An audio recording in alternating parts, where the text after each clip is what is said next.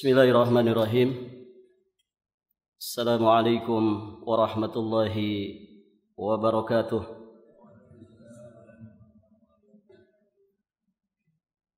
Alhamdulillahi wa kafa, wassalamun ala ibadihi alladhina istafa.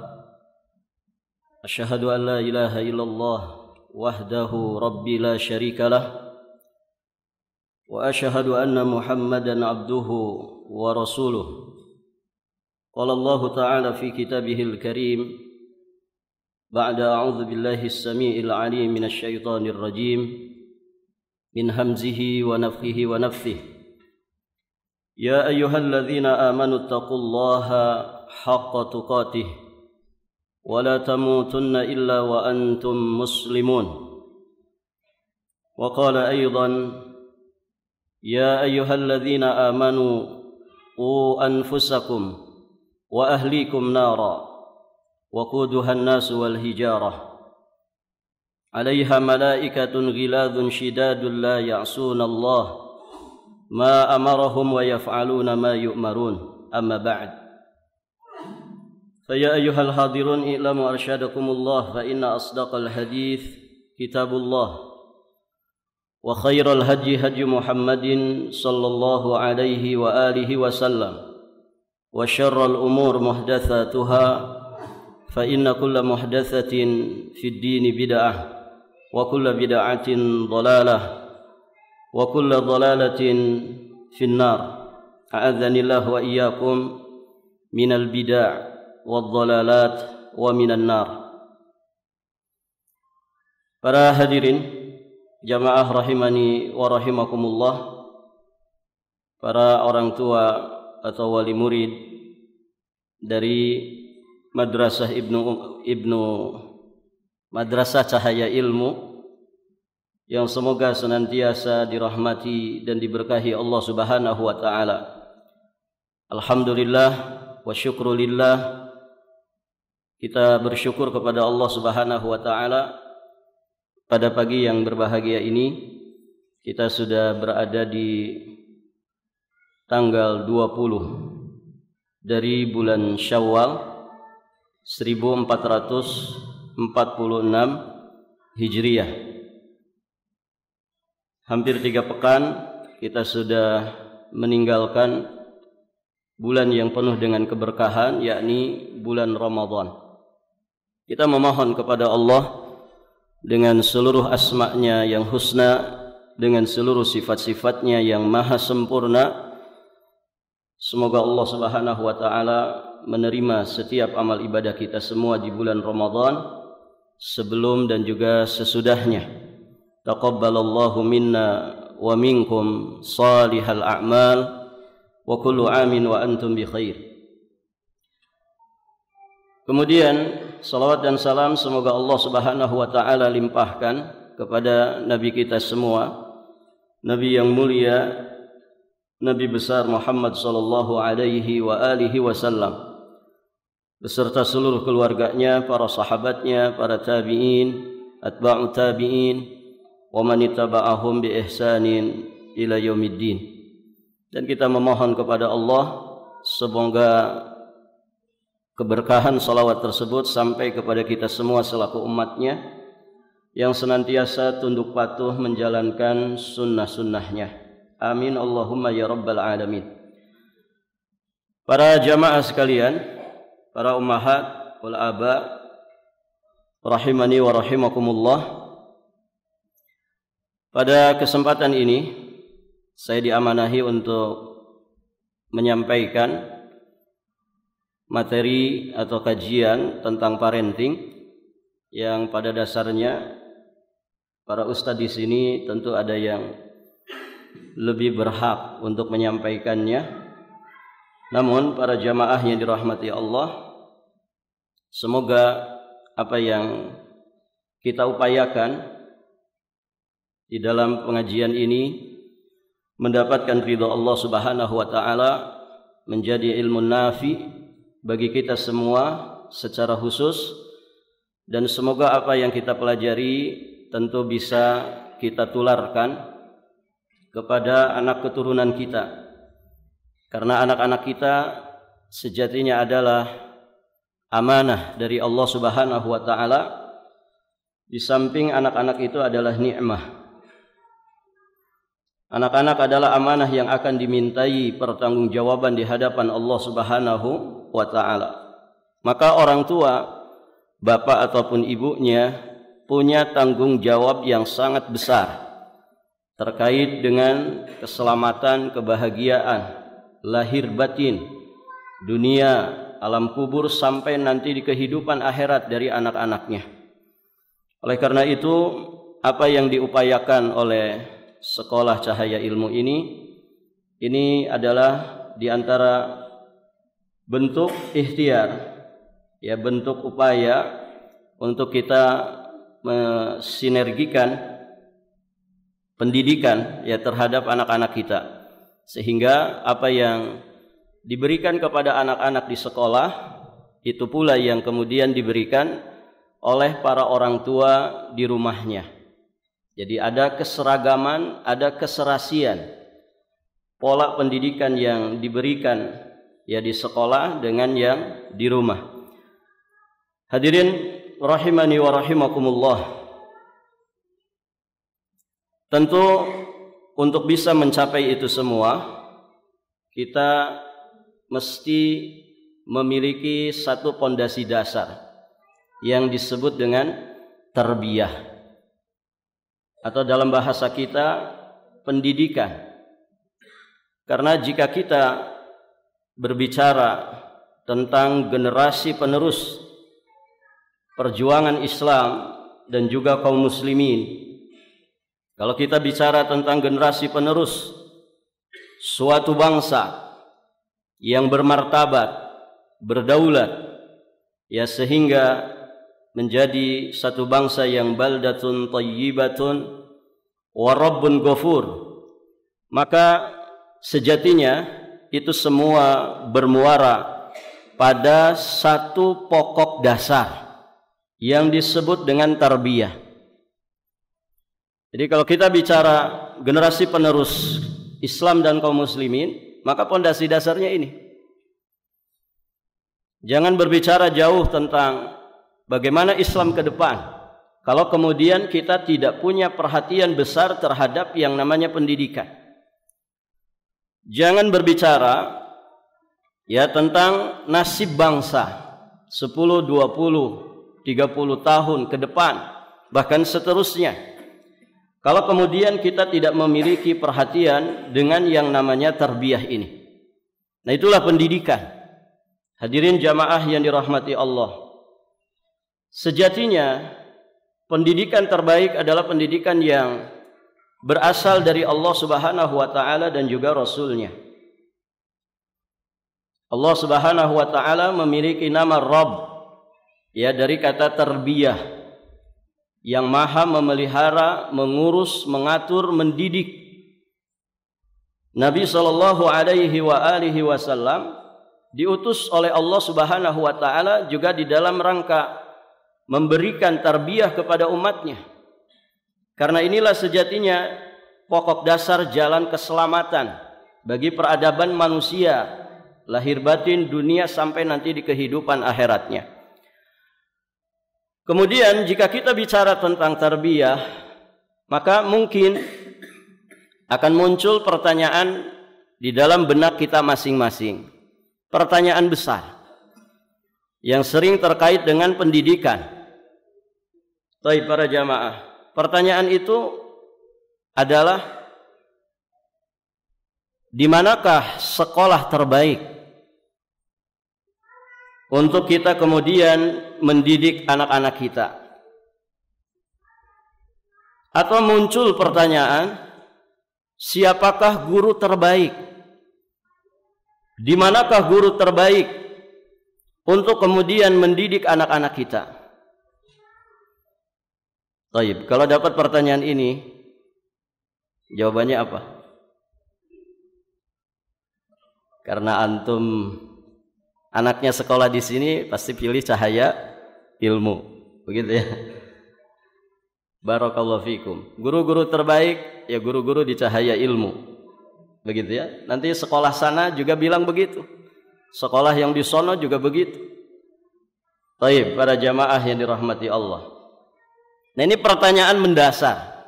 Karena biasanya kalau kita berbicara tentang tarbiyah, tentang pendidikan, mesti yang dicari orang itu kan adalah sekolah. Sekolah mana? Madrasah siapa? Kalau zaman dulu ke pesantren mana? Ke kiai siapa? Saya kemudian bisa memberikan yang terbaik dari pendidikan anak-anak saya. Baik, para jamaah yang dirahmati Allah. Terbayang kalau kemudian di dunia ini tidak ada sekolah. Antum bisa bayangkan kalau di dunia ini tidak ada sekolah, kira-kira tarbiyah bisa jalan tidak? Pendidikan bisa jalan tidak? Nggak ada yang jawab ini. Tadi katanya ada hadiah. Oh, ada. Baik, para jamaah. Kalau di dunia ini tidak ada sekolah, pendidikan bisa jalan? Bisa? Bisa. Baik. Artinya apa di sini? Sekolah itu pada dasarnya, hadirin jamaah yang dirahmati Allah, dia bukan penanggung jawab utama pendidikan. Ada yang hafal sejarahnya muncul sekolah kapan? Di zaman Nabi Adam ada sekolah? Tidak ada. Zaman Nabi Ibrahim, zaman Nabi Nuh, zaman Nabi Musa, zaman Nabi Isa, juga para nabi yang lainnya, termasuk nabi kita yang mulia di masa Rasulullah sallallahu alaihi wasallam, yang namanya sekolah, dalam bahasa Arab madrasah, madrasah, seperti yang lazimnya dikenal oleh manusia di masa ini. Ada kepala sekolahnya, ada yayasan yang menaunginya, ada bangunan, ada kelas, ada lapangan, ada sarana prasarana pendidikan. Taib, para jamaah, apakah ada di masa itu? Jawabannya jelas, tidak ada sekolah. Jenjang apa? Ya, apalagi bicara jenjangnya, tidak ada. Taib, para jamaah yang dirahmati Allah. Nah, kalau kita mau merunut ya sejarah kemunculan sekolah, hadirin jamaah yang dirahmati Allah, sekolah itu ternyata munculnya sekolah sebagai sistem pendidikan yang baru itu muncul di akhir abad ke-19. Muncul di akhir abad ke-19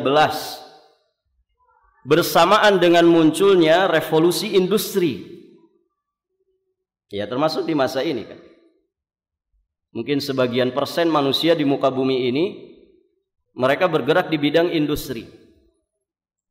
Minyak pabrik begitu ya, tempat-tempat lokasi gas, barakallahu fikum, dan berbagai macam industrial yang kita kenal.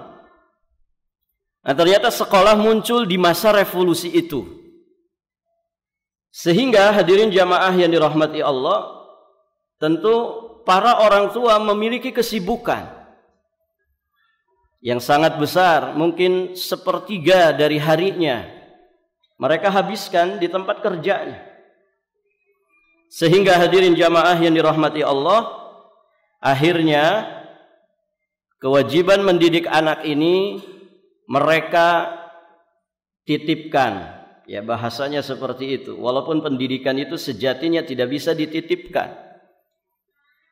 Mereka kemudian menyekolahkan, memasukkan anak-anak mereka kepada lembaga-lembaga pendidikan yang memang dibuat. Hadirin jamaah yang dirahmati Allah, untuk memfasilitasi para orang tua, untuk membantu para orang tua yang punya kesibukan ya dengan pekerjaan industrialnya.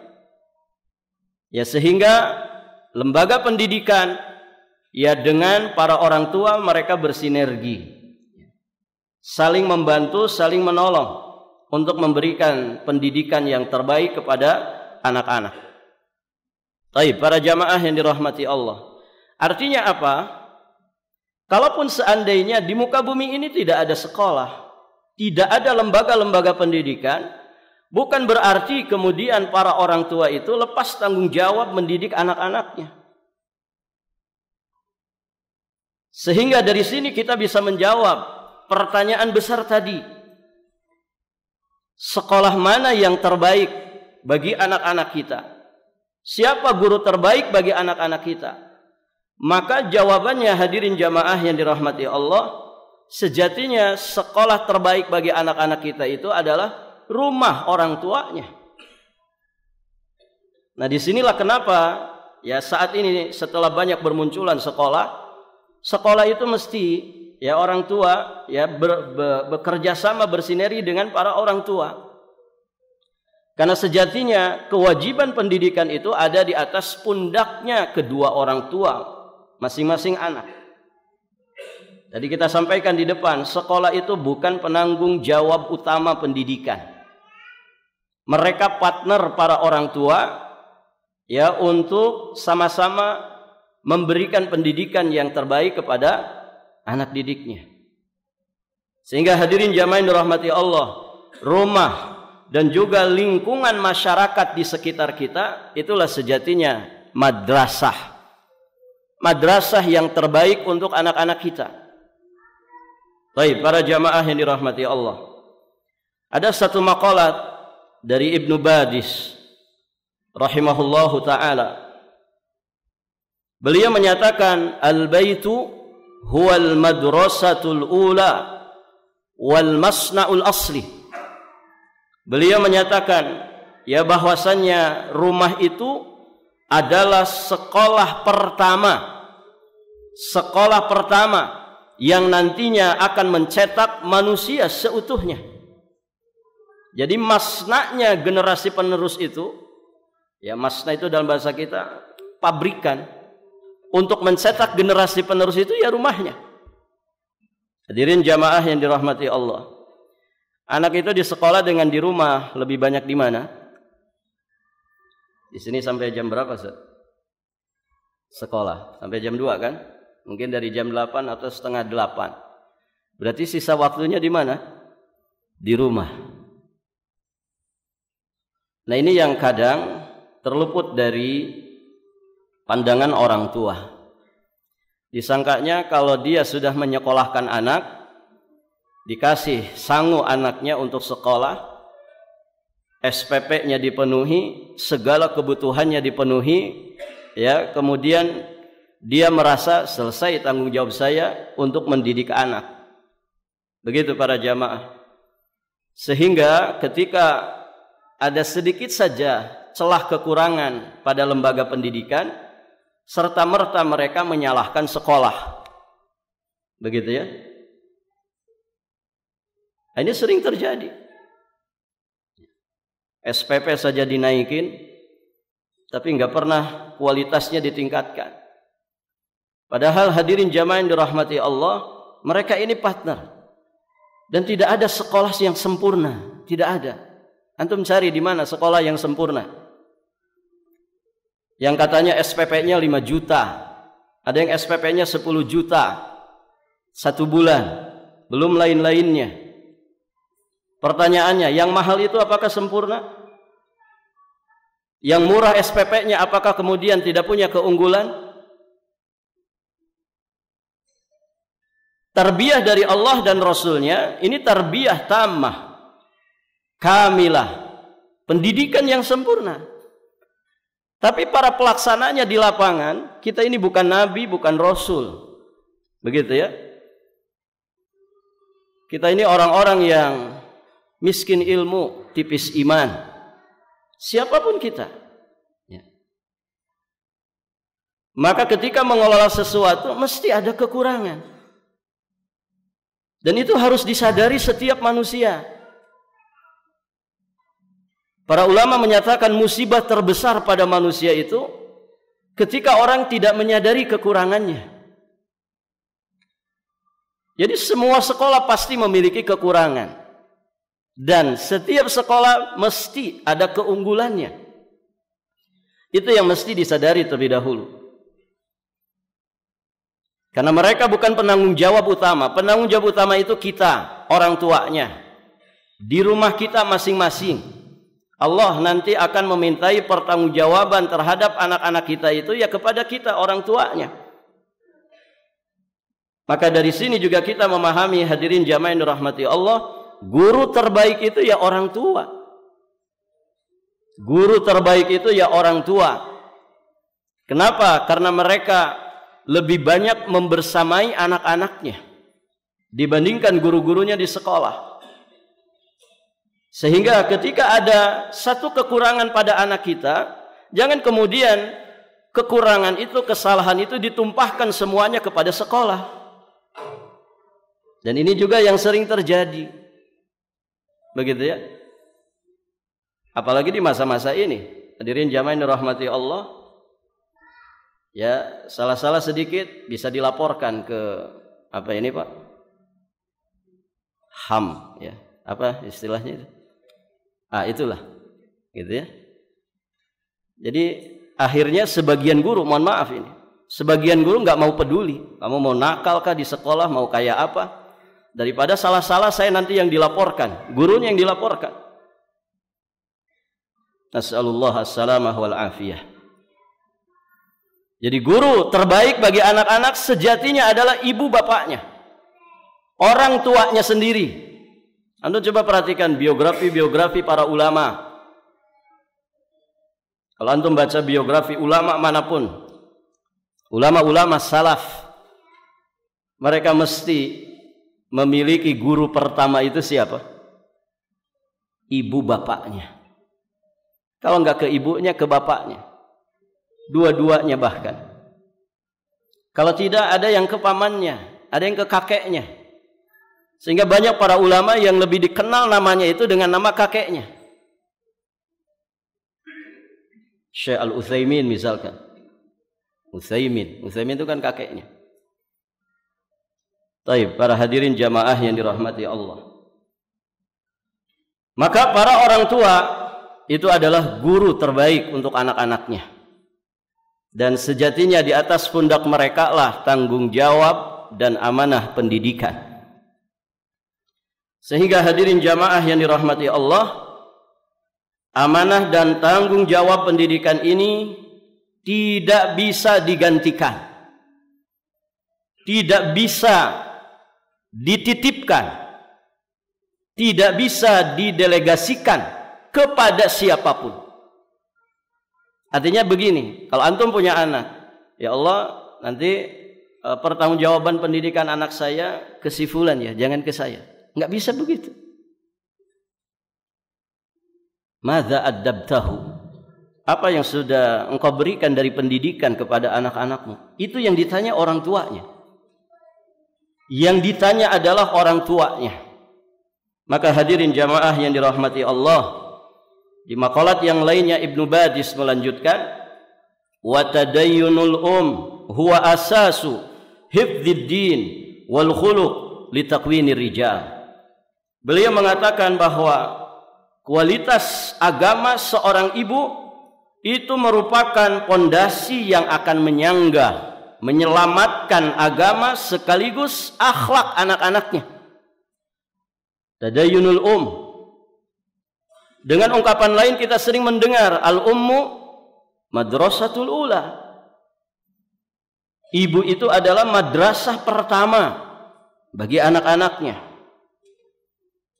Maka hadirin jamaah yang dirahmati Allah, kalau kemudian kita melihat dari sisi ini, maka akan kita dapatkan sesungguhnya masyarakat muslim di masa saat ini mereka tengah menghadapi berbagai macam problematika yang sangat besar.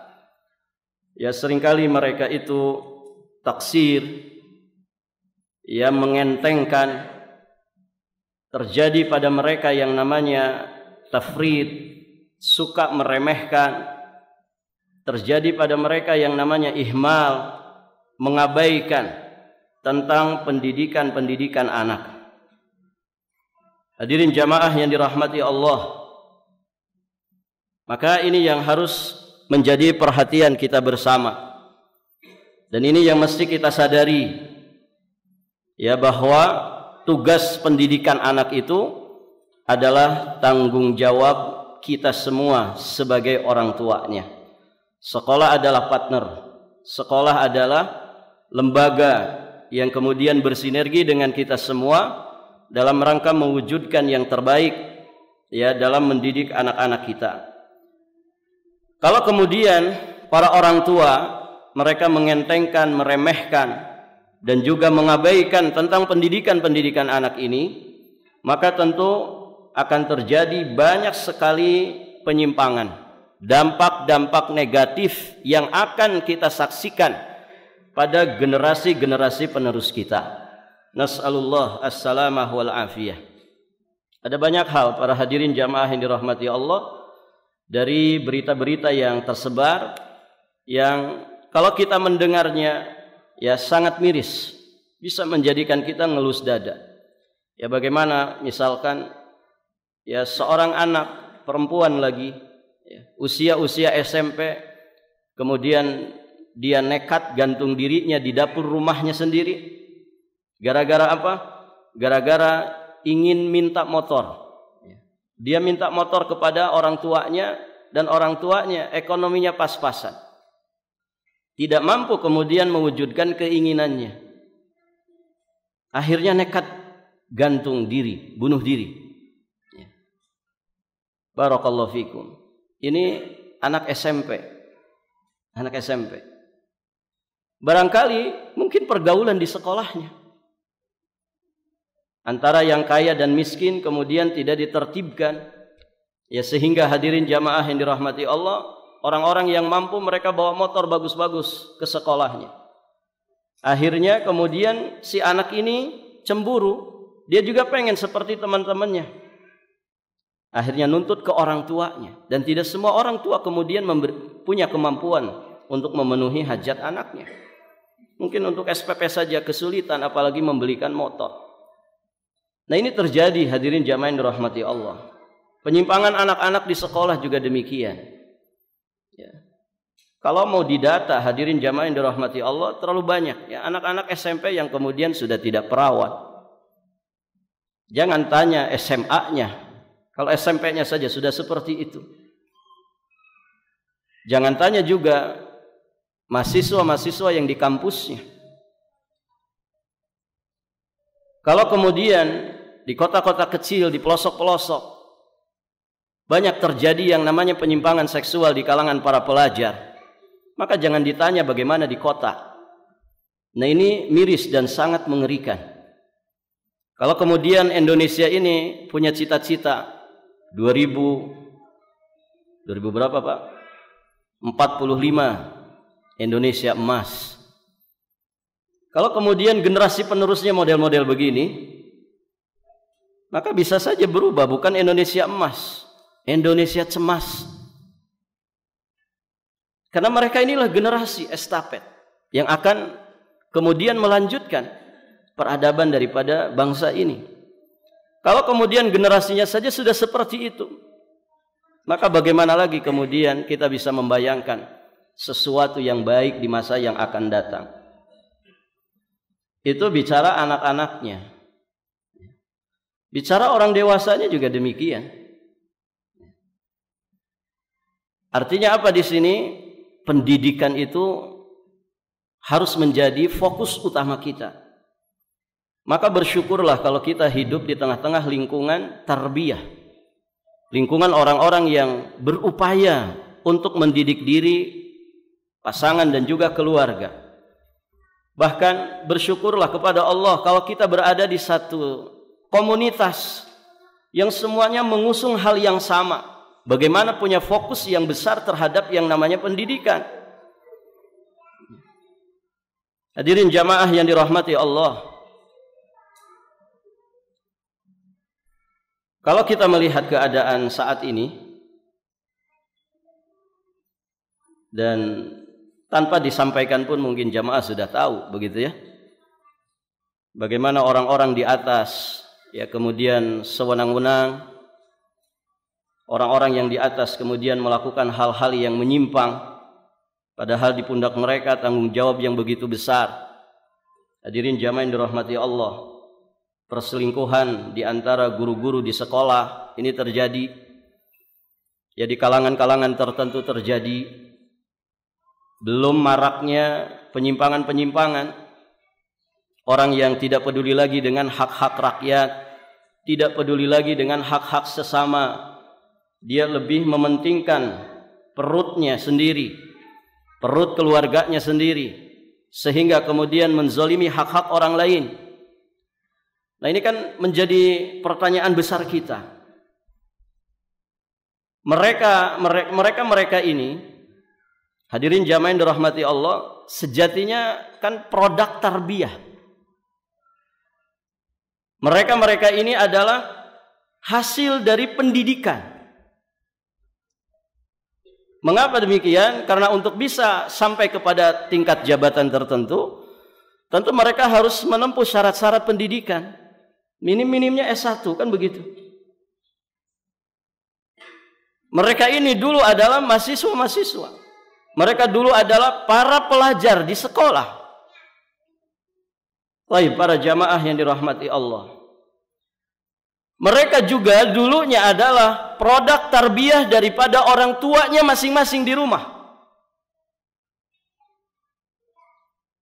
Nah, kalau kemudian hasilnya seperti itu, barakallahu fikum, hadirin jamaah yang dirahmati Allah, maka ada satu hal yang mesti kita resapi. Oh begitu ternyata hasil tarbiyah. Hasil pendidikan 10-20 tahun ke belakang, 30 tahun ke belakang. Berarti apa ini? Ada yang mesti dibenahi. Ada yang mesti dibenahi. Ya mohon maaf, pendidikan pertama itu kan di rumah ya. Mohon maaf, kadang anak itu para jamaah, ya sekolahnya tinggi mungkin setelah dewasa nanti, tapi di rumah sudah diberikan asas pendidikan yang buruk oleh orang tuanya sendiri. Contoh, ini yang gampangnya saja yang sering terjadi.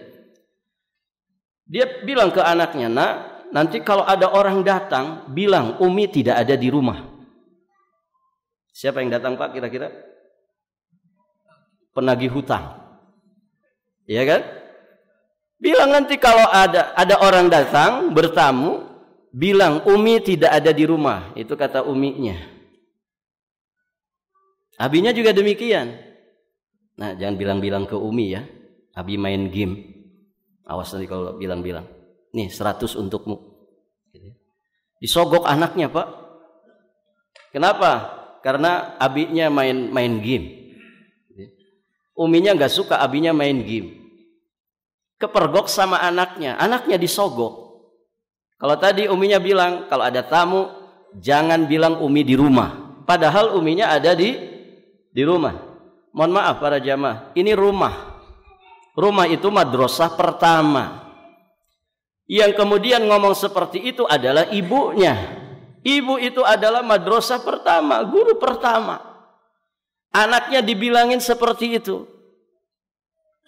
Nanti kalau ada tamu bilang Umi tidak ada di rumah. Berarti bohong tidak ini? Bohong para jamaah. Bohong. Anak kira-kira ngebantah tidak? Manut. Taib. Apa yang disaksikan oleh anak kita, apa yang menjadi tontonan di rumahnya, karena dia menyaksikan kedua orang tuanya, apa yang dia dengar dari mulut kedua orang tuanya, itu nanti masuk ke hatinya, tertanam kuat, tersimpan kuat di hatinya.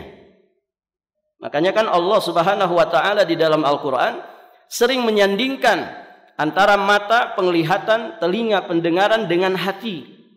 Kata Imam As-Syi'di alaihi rahmatullah, mata dan telinga ini adalah pintu gerbangnya hati.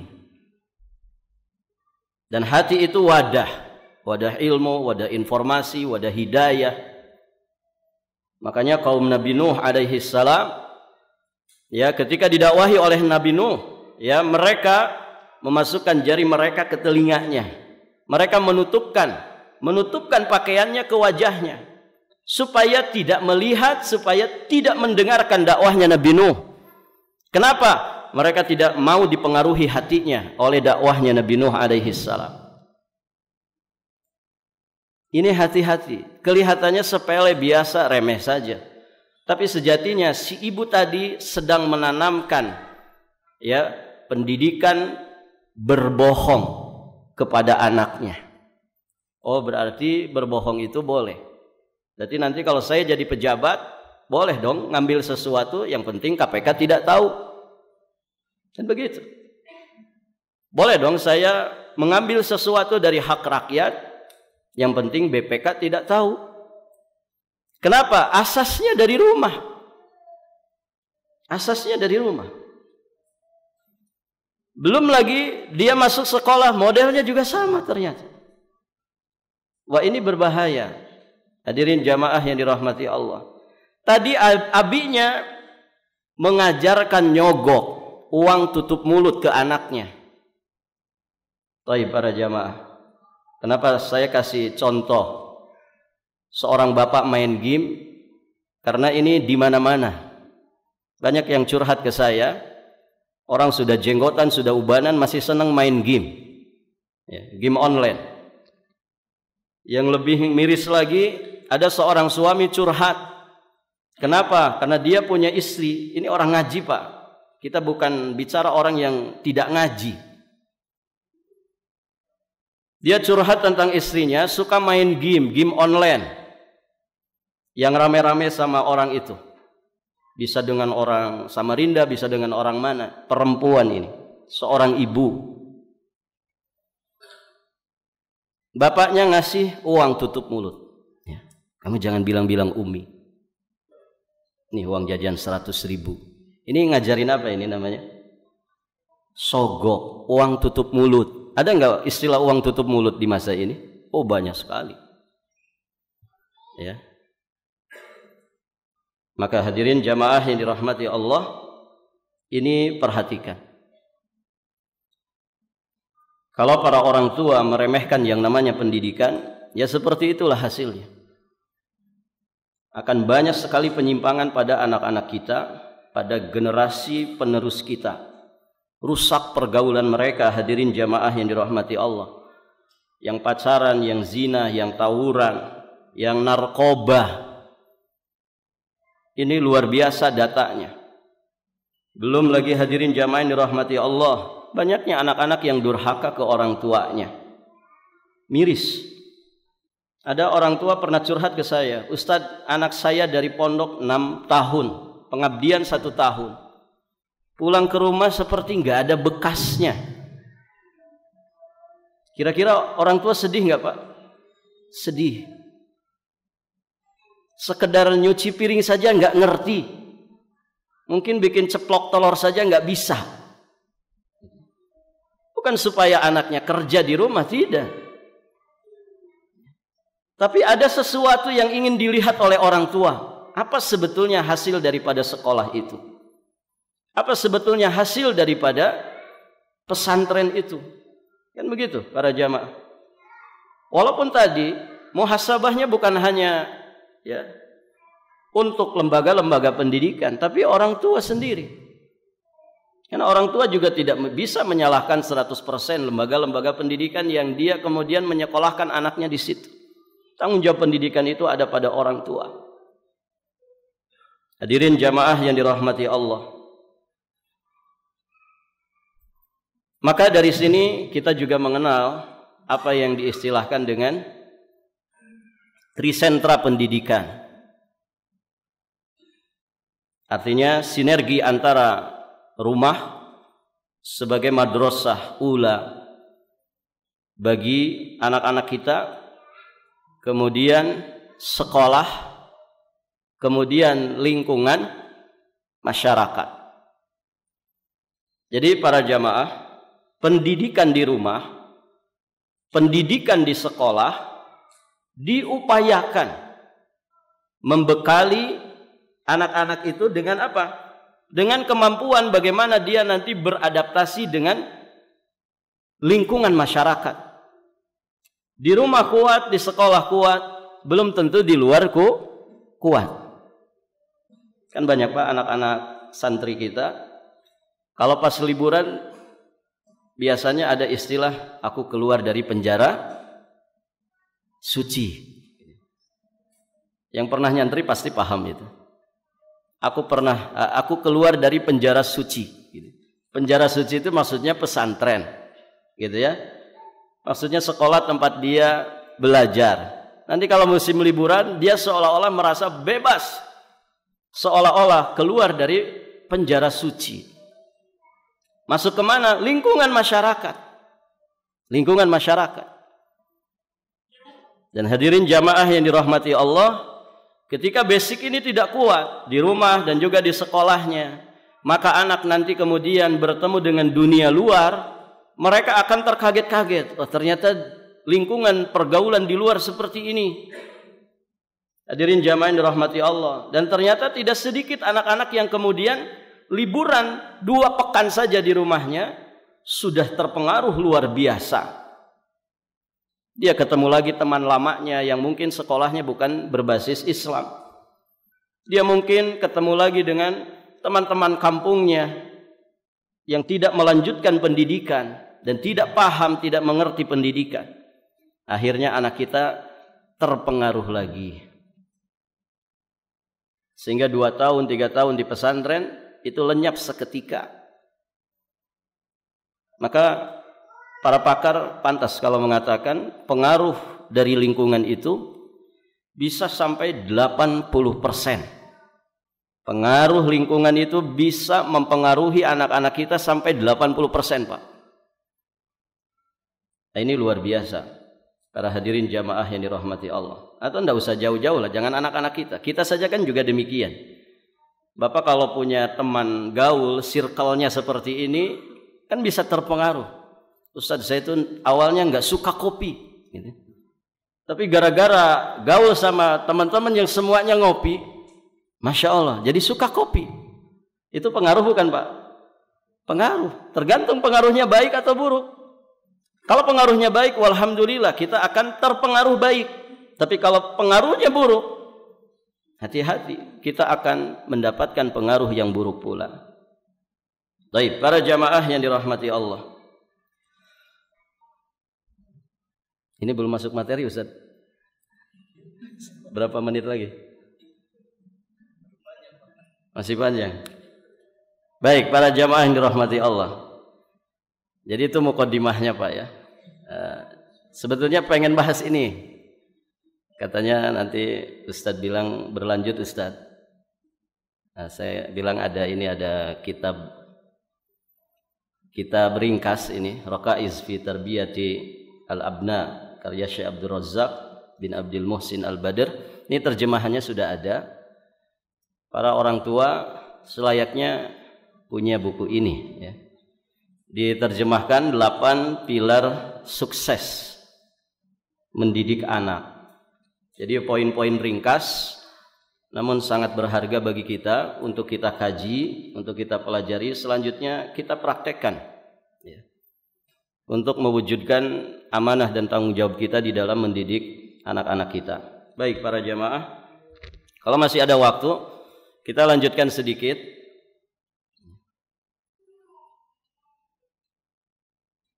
Tentang apa yang mesti kita pandang tentang pendidikan ini.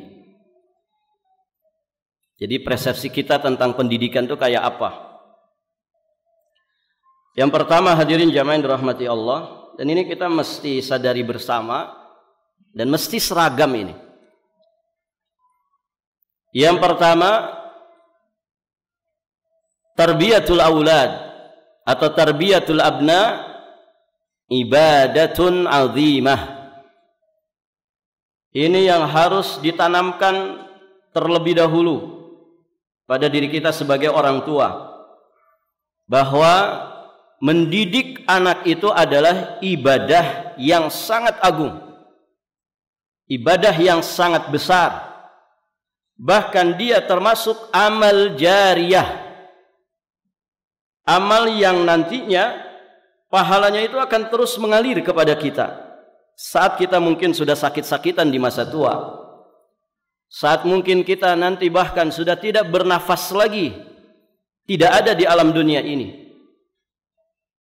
Saat kita meninggalkan anak yang soleh dan solehah, maka kita akan terus mendapatkan aliran pahalanya. Maka ngedidik anak itu ibadah. Kesungguhan kita mendidik anak itu harus seperti sungguh-sungguhnya kita di dalam menjalankan ibadah sholat, di dalam menjalankan ibadah puasa dan kewajiban-kewajiban lainnya.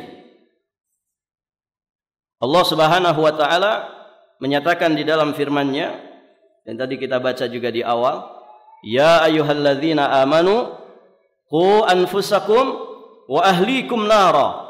Wahai sekalian orang-orang yang beriman, jagalah diri-diri kalian dan juga keluarga kalian dari api neraka. Jaga diri-diri kalian dan keluarga kalian dari api neraka. Allah memulai memerintahkan untuk menjaga diri kita terlebih dahulu. Ya, karena prosedur keselamatan, prosedur untuk menyelamatkan orang itu kitanya mesti dalam keadaan selamat dulu. Baik, hadirin jamaah yang dirahmati Allah. Tentang ayat ini ada banyak penjelasan para ulama. Ya, di antaranya kita nukilkan dari Muqatil rahimahullahu taala. Beliau menyatakan bahwa maksud dari qu anfusakum wa ahlikum nara ay an yu'addibal muslim nafsahu wa ahlahu, yakni wajibnya seorang muslim untuk mendidik dirinya beserta keluarganya dan memerintahkan mereka melakukan amal yang baik, mencegah mereka melakukan amal yang buruk. Ya'muruhum bil khair wa yanhahum 'anil syarr. Ini para jamaah. Jadi kalimat ku itu maksudnya adalah kalimat ta'dib, tarbiyah. Kewajiban mentarbiyah diri sendiri, kemudian keluarga. Sehingga dengan tarbiyah ini, hadirin jamaah yang dirahmati Allah, muncullah yang namanya keimanan dan juga ketakwaan. Dan itu nanti menjadi bekal terbaik untuk kita bisa selamat dari siksa api neraka. Dan di antara kandungan tarbiyah itu adalah amar ma'ruf nahi mungkar, memerintahkan yang baik dan mencegah dari yang buruk. Kemudian Nabi SAW juga menyatakan, ya, bagaimana mendidik anak itu adalah ibadah yang begitu besar, amanah yang begitu besar, dan kewajiban yang begitu besar bagi kedua orang tua. Di riwayat Imam Al-Bukhari dan juga Imam Muslim dari Ma'qil bin Yasir radhiyallahu taala anhu, beliau mengatakan, ma min 'abdin yastar'ihillahu ra'iyah yamutu yawma yamut wa huwa ghashun li ra'iyatihi illa haramallahu alaihil jannah. Tidaklah seorang hamba yang Allah Subhanahu wa taala memberikan kesempatan kepadanya untuk mengurusi orang-orang yang di bawah tanggung jawabnya, tatkala hari dia meninggal dunia, sementara dia itu ternyata dalam keadaan berbuat ghish, yakni tidak amanah, tidak bertanggung jawab kepada bawahannya, maka melainkan Allah Subhanahu wa taala akan mengharamkan baginya surga. Haram baginya surga berarti di mana? Di neraka. Orang yang punya tanggung jawab untuk ngurusi, ngedidik orang-orang yang di bawah kuasanya, di bawah tanggung jawabnya, kok dia melakukan ghish, tidak mau menunaikan amanah tersebut, maka Allah Subhanahu wa taala haramkan baginya surga. Wal iyadu billah. Maka ngedidik anak itu ibadah, para jamaah. Ngedidik anak itu ibadah. Semangat kita di dalam mendidik mereka harus sebagaimana semangat kita di dalam melaksanakan kewajiban-kewajiban besar yang lainnya. Dan kalau ini kita sadari bersama, maka insya Allah itu menjadi motivasi besar bagi kita, ya, untuk semangat juga di dalam mendidik anak-anak kita. Baik, para jamaah. Berikutnya, yang juga mesti kita pahami tentang anak-anak kita, anak itu adalah aset yang tidak ternilai harganya. Di masa ini, hadirin jamaah yang dirahmati Allah, sekian banyak kaum muslimin yang kemudian punya manajemen keuangan yang luar biasa. Manajemen mereka harus sebagaimana biasa. Begitu ya. Sehingga muncul keinginan ingin beli aset dengan apapun itu. Ada yang mungkin berupa emas, logam mulia, ada yang mungkin dengan tanah, properti, dan lain sebagainya. Usaha yang kemudian bisa terus dikembangkan. Ada yang mungkin tanam saham dan lain sebagainya. Investasi, punya aset dia. Barakallahu fikum. Dia lupa bahwa anak-anaknya juga merupakan aset. Aset yang tidak ternilai harganya bahkan. Dunia bahkan sampai nanti di kehidupan akhirat. Pak, kalau anak kita itu soleh, kemudian sukses dunianya, sukses agamanya, di masa tuanya dia, berarti kita sudah sangat tua. Kira-kira anak soleh itu akan menelantarkan orang tuanya tidak? Tidak akan. Tidak akan. Karena anak yang soleh itu paham. Seberapa kaya pun dia, hartanya juga sejatinya adalah harta dari orang tuanya. Dia tidak akan pelit sama orang tuanya. Bahkan dia bersyukur kalau hartanya habis oleh orang tuanya. Artinya apa? Di masa tuanya terjamin hidupnya. Dia punya anak 7 misalkan, semuanya sukses. Tidak mungkin ya menelantarkan dirinya kalau anak-anaknya itu soleh. Tidak mungkin itu. Itu bicara dunia. Bagaimana bicara dengan agama dan akhiratnya? Jelas itu. Anak-anak kita yang sukses dan mereka soleh pasti menjamin agama kedua orang tuanya. Tahun ini berangkat haji. Tahun ini berangkat haji. Orang tuanya belum haji, dihajikan. Orang tuanya sudah tua, masih saja bekerja, diberhentikan. Bapak sudah fokus ibadah, ibu fokus ibadah. Kebutuhan bulanan saya yang akan tanggung. Itu kata anak yang tertua. Adiknya nggak mau kalah juga. Mas, bagi-bagi sama saya. Ya, berapa kebutuhan ibu? Tinggal di balik papan sama bapak. 1 bulan 10 juta. Sudah saya 5 juta. Nanti adiknya lagi nggak mau kalah, Pak. Masya Allah, rebutan. Ingin memberikan yang terbaik kepada kedua orang tuanya. Dari sisi dunianya juga agamanya. Coba kalau kemudian anak-anak kita tidak diperhatikan pendidikan agamanya. Na'udzubillah. Hadirin jamaah yang dirahmati Allah. Banyak orang tua yang memiliki anak-anak yang sukses, tapi ternyata dia terpuruk di masa tuanya. Kenapa? Karena anaknya tidak soleh, sukses secara dunia, tapi ternyata tidak membanggakan kedua orang tuanya, justru semakin membuat kedua orang tuanya menderita. Fala yalumanna illa nafsah. Maka jangan kau celak siapapun kecuali dirimu sendiri. Ya, karena kita ini, Pak, kita ini kalau diuji dengan anak yang tidak baik, itu jangan curigai siapa-siapa. Jangan tunjuk siapa-siapa, tunjuk aja diri sendiri. Ya. Maka para ulama menyatakan, seandainya engkau mendapatkan sesuatu yang buruk pada anakmu, maka sejatinya itu teguran untuk kamu sebagai orang tuanya. Jangan salahkan sekolahnya, jangan salahkan pergaulannya, jangan salahkan lingkungannya, salahkan diri kita sendiri, orang tuanya. Seberapa serius kita di dalam memperhatikan, membersamai anak dengan pendidikan terbaik. Hadirin jamaah yang dirahmati Allah. Maka perhatikan anak-anak. Mereka aset yang tidak ternilai harganya. Kita mungkin tidak banyak amal kita, Pak. Ya. Tahajud juga jarang. Selesai tarawih, selesai juga sholat malamnya. Selesai Ramadan, selesai juga baca Qur'annya. Begitu kan? Tapi kalau kita memiliki anak-anak yang soleh-solehah, Masya Allah, bisa naik level derajat kita nanti di surga Allah. Maka di dalam beberapa ayat kita sering diingatkan oleh Allah Subhanahu wa taala, juga di dalam hadis.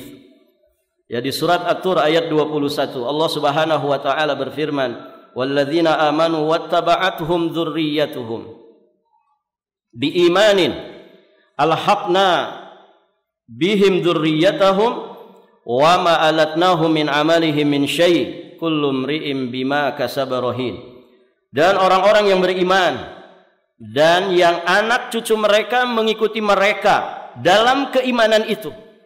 Orang tuanya beriman, anak cucunya meneladani keimanan kedua orang tuanya tersebut. Maka alhaqna bihim dzurriyyatahum. Kata Allah Subhanahu wa taala, kami akan hubungkan anak cucu mereka itu dengan mereka. Kenapa? Satu jalur, satu frekuensi. Anak keturunannya bisa menjadi mukmin yang sejati itu karena mereka melihat, menyaksikan, mendengar langsung, dibersamai secara langsung oleh tarbiyah iman dari kedua orang tuanya. Maka Allah alhaqna bihim, menghubungkan mereka di akhirat karena satu frekuensi. Kemudian hadirin jamaah yang dirahmati Allah, wa ma alatnahum min amalihim min syai', dan kami tidak mengurangi sedikit pun dari pahala mereka, justru menambahkan pahala. Kenapa? Karena menjadi teladan dalam kebaikan. Kullu mri'in bima kasaba rahin, dan tiap-tiap manusia terkait dengan apa yang dia kerjakan. Di dalam hadis Nabi juga menyampaikan, dan hadis ini sering kita dengar, ada di Sahih Muslim, idza matal insan inqata'a 'amaluhu illa min thalath, shadaqatin jariyah aw ilmin yuntafa'u bihi aw waladin salih yad'u lahu. Ketika seorang manusia meninggal dunia, maka terputuslah seluruh amal solehnya. Terputus seluruh amalnya kecuali 3. Anak soleh, as-sadaqah jariyah. Sadaqah jariyah itu hitungannya banyak. Ya, di beberapa riwayat yang lain itu disebutkan sampai kalau dikumpulkan semuanya bisa belasan amal jariyah yang bisa kita lakukan. Dan itu semuanya masuk kategori sadaqah jariyah. Kemudian ilmin yuntafa'u bihi, ilmu yang kemudian diambil manfaatnya. Ya, Bapak pernah mengajarkan Fatihah ke anak Bapak, dipakai sholat sepanjang hidupnya, dapat kita aliran pahala. Mengajarkan doa istiftah, mengajarkan surat-surat pendek, mengajarkan doa-doa dan zikir-zikir di dalam sholat, semuanya nanti akan mengalir untuk orang tuanya. Kemudian waladin salih yad'ulahu, anak saleh yang senantiasa mendoakan kedua orang tuanya. Anak soleh itu Pak, orang tuanya masih hidup saja, serius dia, sungguh-sungguh mendoakan orang tuanya. Apalagi ketika orang tuanya sudah meninggal dunia. Baik, para jamaah yang dirahmati Allah.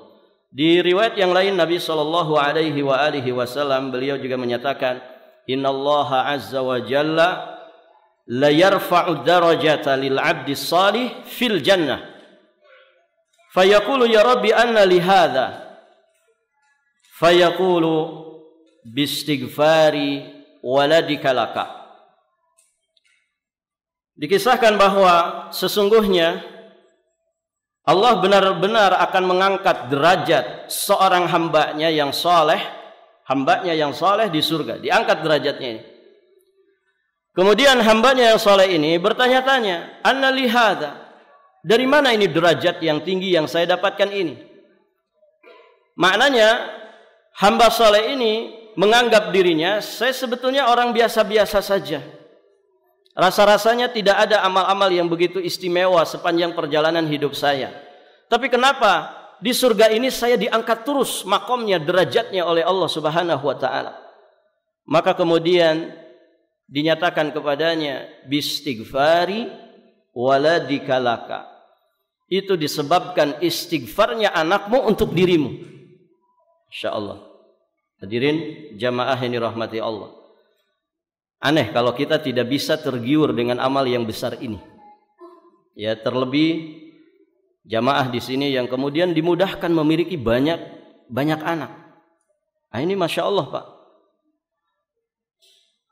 Ada yang anaknya 10 di sini Pak? Ada yang anaknya 10? Hah? Berapa? Oh, Masya Allah. Ustaz yang dapat hadiah ya. Itu dari beberapa sumber berarti kan? Iya. Masya Allah. Ya memang Ustadz itu harus jadi teladan, kan begitu. Baik para jamaah.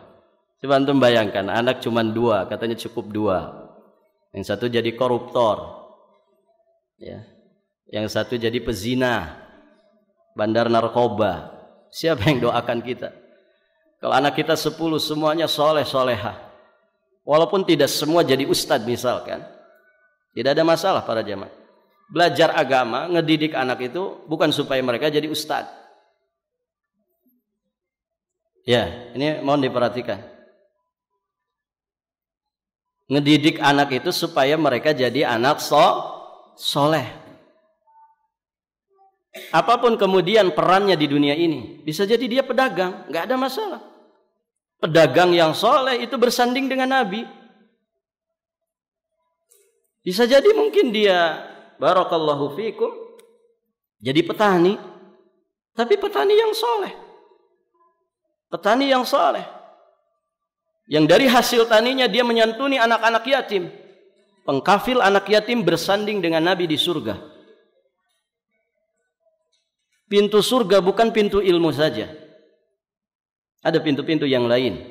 Hadirin jamaah yang dirahmati Allah. Maka ngedidik anak itu supaya mereka jadi soleh, solehah. Apapun peran mereka nantinya. Ya.